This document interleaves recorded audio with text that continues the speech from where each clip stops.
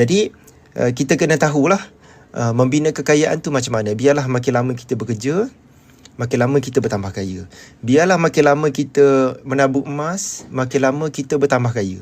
Dan semua ni perlukan ilmu, tuan-puan. Semua ni perlukan ilmu. Tak akan sama orang yang berilmu dengan orang yang tak berilmu. Okey? Sebagai contoh, saya sering bila saya sampaikan seminar, saya buat konten, saya letak dekat saya punya TikTok. Jadi banyak yang mengeluh bila saya cakap tentang menabung. Ramai fikir tuan bolehlah menabung sebab tuan kaya. Kalau saya ni datang daripada keluarga yang kaya raya, tak pernah rasa susah, lepas tu bagi tip kewangan saya tu tak boleh pakai. Sebab saya pun tak pernah lalui benda tu dan saya pun tak faham benda tu. Okey, tapi setiap tip ilmu dan tip kewangan yang saya bagi ni, kebanyakannya adalah pengalaman saya atau pengalaman murid-murid saya atau pengalaman dalam pemerhatian saya dalam hidup saya.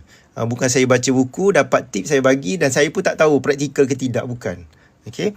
Jadi sebab saya pernah lalui susah payah dan saya tahu macam mana nak menabung dalam keadaan gaji tak cukup. Okay? Menabung dalam keadaan gaji tak cukup. Saya tahu sebab saya pernah rasa fasa tu, gaji tak cukup tapi boleh menabung. Okey, itu semua perlukan ilmu. Okey. Jadi tuan-puan yang dah menabung emas public gold, walaupun tuan-puan dah start menabung katalah serendah RM100 lah, RM100 melalui akaun Emas Gap hari ni.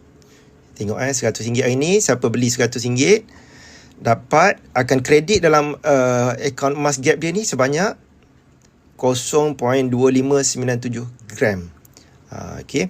Ni emas dalam akaun Emas Gap tuan-puan. Public Gold ada beberapa cara lah untuk menabung emas, tapi setakat pemerhatian saya lah, mereka yang menabung secara konsisten ialah mereka yang menabung melalui akaun Emas Gap, khususnya melalui akaun Gap Auto Debit.